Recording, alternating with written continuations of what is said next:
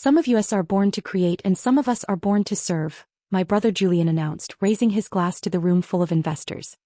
Here's to the little people who keep the lights on so the geniuses can work. My parents laughed. They were minutes away from selling my life's work for $850 million, and they still treated me like the help. I stood in the corner holding the empty champagne bottle, invisible in my plain black dress. I didn't cry. I didn't say a word. I just waited for them to take a sip. Then, under the table, I pressed the single button on my phone that would turn their victory into a crime scene.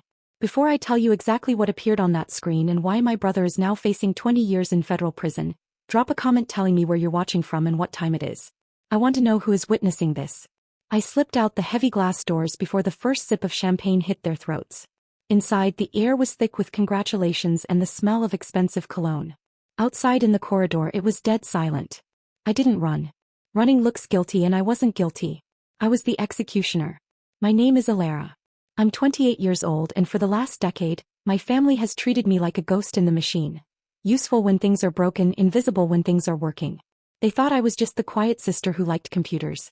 They didn't know I was the architect of the very thing they were selling. I walked down the hallway, my heels clicking on the marble floor, counting the steps to the server closet. I reached into my clutch and pulled out my old security badge. Julian thought he had stripped me of everything. My title, my equity, my voice. But arrogance makes people sloppy. He had forgotten to deactivate my physical access.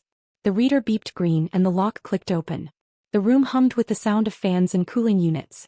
It was the heartbeat of the deal happening down the hall. I approached the main console. My hands weren't shaking. I felt a strange, cold calm settling over me. I wasn't just here to stop a demo. I was here to stop a robbery. See, Julian hadn't just stolen my code.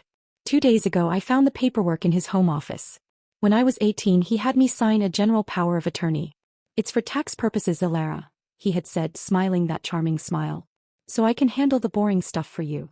I believed him. I trusted him. He used that signature to mortgage my entire trust fund. He didn't go to a bank. Banks ask too many questions. He went to hard money lenders. Private equity sharks who charge exorbitant interest and take everything you own if you miss a payment by a single day. Julian had leveraged my future, my home and my inheritance to finance the bridge loan for this acquisition. If this deal closed he would pay them off and I would never know. If it failed I would be destitute by morning. He was gambling with my life to buy his glory. I typed in my admin credentials. The screen flickered to life. I didn't need to write a complex virus or hack the mainframe. I just needed to take back what was mine.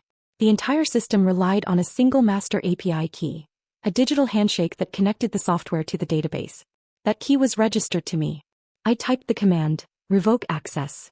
I pressed enter. On the rack in front of me, the status light for the main drive blinked once, twice, and then turned from a steady, healthy green to a hard, unblinking red. The hum of the drive stopped. I reached out and physically pulled the backup drive from its slot. It was warm in my hand. I dropped it into my purse next to my lipstick. Just like that, the engine of their $850 million vehicle was gone. I checked my reflection in the dark monitor. I looked the same as I had 5 minutes ago, the quiet, submissive sister. But I wasn't her anymore. I turned around and walked back toward the party. The champagne was probably just being poured. It was time to watch them choke on it. I stood in the hallway, the cool air of the ventilation system hitting my face, but my mind was dragged back 6 months. Back to the basement. People ask why I stayed. Why I wrote the code in the first place if I knew they were monsters. They don't understand that when you are raised in a cage, the hand that feeds you looks like love, even when it's poisoning you. 6 months ago, while Julian was finalizing the pitch deck for this acquisition, I was living underground. Literally. My parents had converted the wine cellar of their Greenwich mansion into a workspace. They told me it was for my own good, to keep me focused, to keep me safe from distractions. It was a prison with Wi-Fi. I remember the smell vividly, damp concrete, ozone from the overheating servers, and the metallic tang of stale coffee. I sat in a Herman Miller chair that my mother claimed cost $2,000, as if an expensive chair made up for the lack of sunlight. Upstairs I could hear them. It was the night of the summer gala. The floorboards vibrated with the bass of the string quartet and the heavy footsteps of caterers. Through the vents, the smell of drawn butter and roasted lobster drifted down, thick and taunting. I hadn't eaten a hot meal in 2 days. My mother, Catherine, came down around 9 p.m. She was wearing a silk gown that cost more than my entire wardrobe. She didn't bring me a plate from the party. She brought me a tray with a cold turkey sandwich and a blister pack of pills. "Vitamins, darling," she said, her voice dripping with that terrifying synthetic sweetness. "To help you focus. We need the beta version by morning. They weren't vitamins. They were stimulants. Amphetamines she got from her private doctor to keep me coding for 20 hours a stretch. I took them because if I didn't, the work stopped. And if the work stopped, the threats started. Threats about my mental health, about being institutionalized, about being left on the street with nothing. I swallowed the pills. I ate the dry sandwich. I kept typing. Around midnight, the door opened again. It was Julian. He was drunk on expensive scotch and adrenaline. He leaned against the doorframe in his bespoke tuxedo, loosening his tie, watching me type like I was a zoo animal performing a trick. "You look like a corpse, Ilara," he laughed, swirling his drink. "I haven't slept in 3 days, Julian," I said, my voice raspy. "The architecture's collapsing. I need time." He walked over and spun my chair around. He didn't hit me. He did something worse. He grabbed my face, his fingers digging into my jaw, forcing me to look at him. "You don't need time. You need gratitude," he hissed. "Look at you. You can't talk to people. You can't sell. You have zero social value. You are a liability to this family. We found a way to make you useful. You should be thanking us for giving your pathetic little life a purpose." He let go of my face and walked away, leaving the door slightly ajar so I could hear the laughter from the party upstairs, the sound of people living the life my work was paying for. That was the night I stopped trying to please them. That was the night I started writing the kill switch. I blinked, pulling myself back to the present. The hallway of the conference center was bright and sterile. The ghost of Julian's grip on my jaw faded, replaced by the cold weight of the hard drive in my purse. They thought they broke me in that basement. They were wrong. They just stripped away everything that was soft, leaving only the weapon underneath. I checked my phone. The demo was scheduled to start in 4 minutes. Julian would be looking for me. He would expect his submissive, terrified sister to be standing by with more champagne ready to serve. I straightened my dress. I walked back toward the glass box. It was time to join the party. I rounded the corner toward the conference room, and a hand shot out from the alcove, seizing my upper arm. It wasn't a gentle grip. It was a vice. I didn't scream. I just looked up. Julian was leaning against the wall, hidden from the view of the investors down the hall. Under the harsh halogen lights, the cracks in his facade were visible. He was sweating, a fine sheen of moisture on his upper lip that his expensive foundation couldn't hide. His pupils were blown wide, vibrating with a cocktail of adrenaline and terror. "Where have you been?" he hissed, his voice low and wet. "The buyers are asking for the demo. If you embarrass me, Ilara." "I was getting ice," I said, my voice flat. "Like you asked." He squeezed my arm harder, his nails digging into the soft flesh. He pulled me close, so close I could smell the scotch on his breath, masking the scent of fear. "Listen to me," he whispered, and for the first time I saw the monster clearly. Not the charming brother who charmed investors, but the desperate gambler who had bet everything on a hand he didn't hold. "This deal closes in 20 minutes. The wire transfer hits the account by midnight. If it doesn't, if you do anything to slow this down..." He leaned in, his lips brushing my ear. "I will use that power of attorney to liquidate every cent you have saved. I will empty your personal accounts. And then tomorrow morning, I will file a petition to have you declared mentally incompetent. Mom and Dad are already on board. We'll say the stress of the failed startup broke you. You'll wake up in a state ward, Ilara.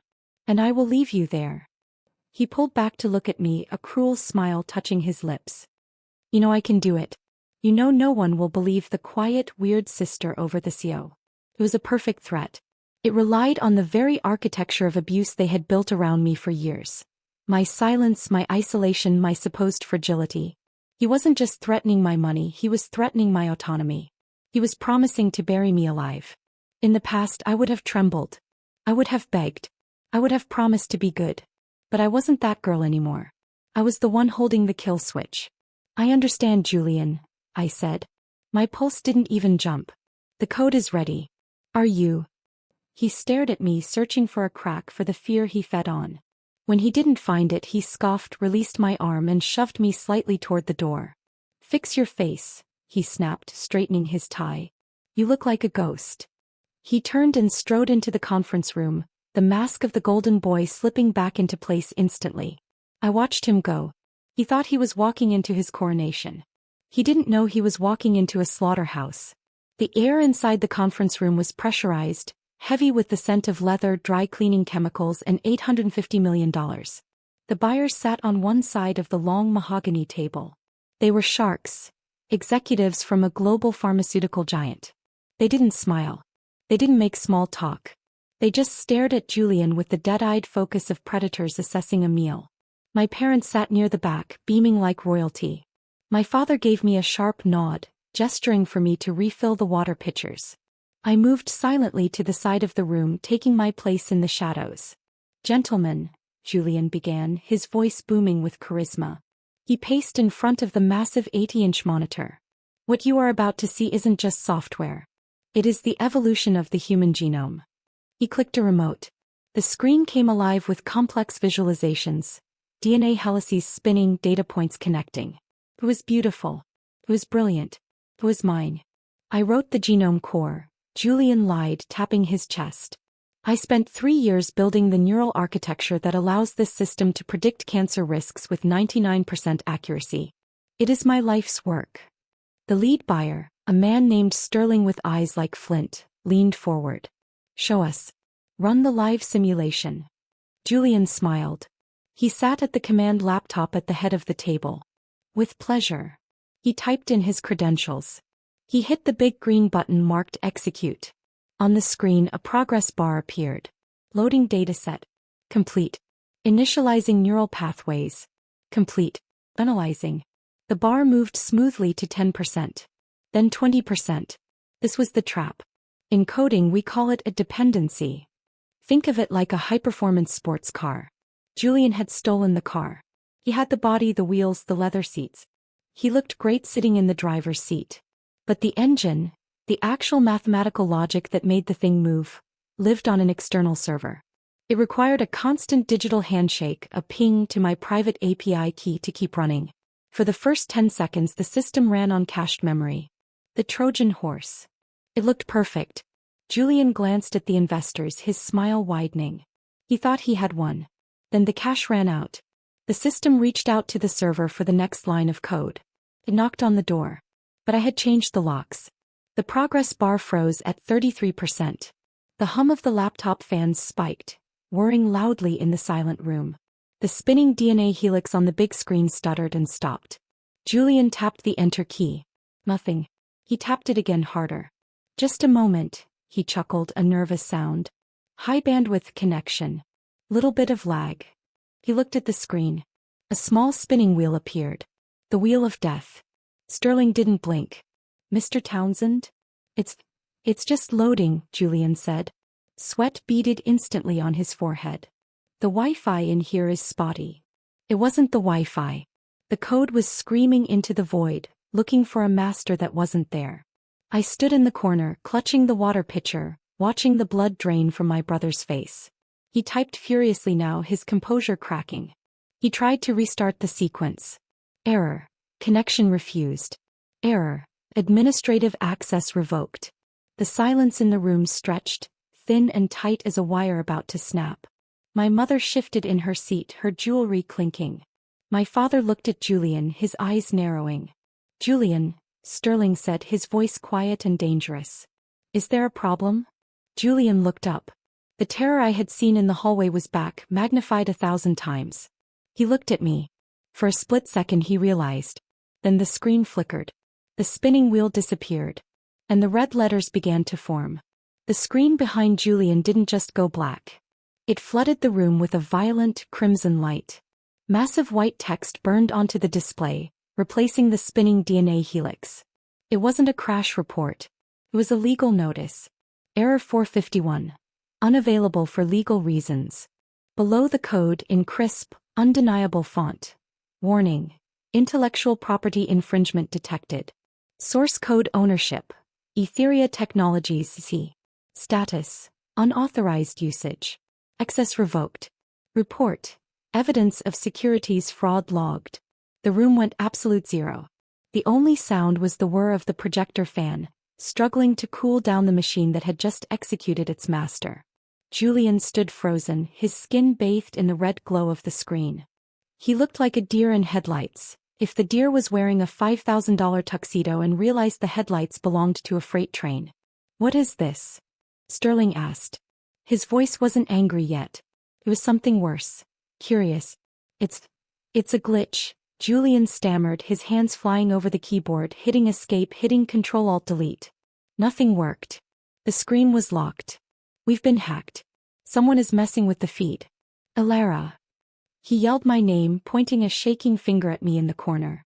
Fix this. Call IT. I didn't move. I didn't reach for my phone.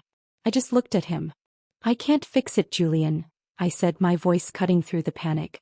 It's not a glitch. It's a copyright claim. Sterling turned from me to the screen. Etheria Technologies, he read. Who is that? Julian laughed nervously. Nobody. A shell company. Probably an attack on our stock. Townsend Industries owns all the code. I wrote it. Ping. Sterling's tablet lit up.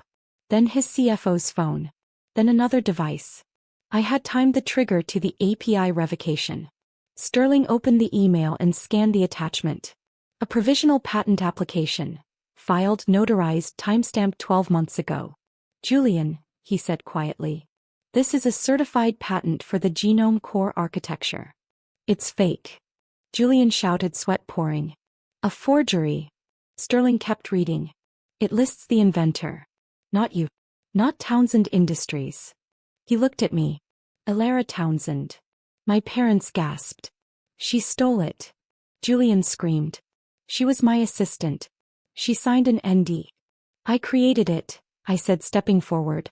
And I never signed an NDA for that code. The power of attorney you used to mortgage my trust was fraud. Selling IP you don't own to a public company is securities fraud. Sterling stood. The room shifted.